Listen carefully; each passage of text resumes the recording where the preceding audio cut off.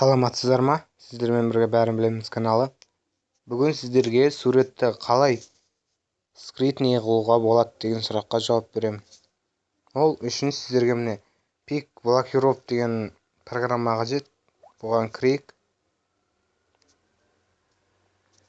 Міне пик блокировка. Бұған суретті де видеоны татуға болады. Өзіңіз жүктеп алған кезде код қоясыз алдын ала. Міне мысалға мен суретті басайын.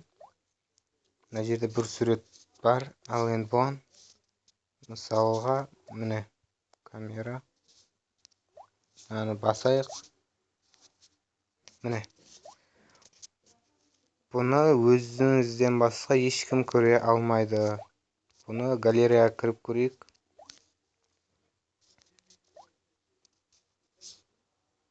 Галереяда да тұрмайды, бұл тек пик блокировканың ішінде ғана тұрады.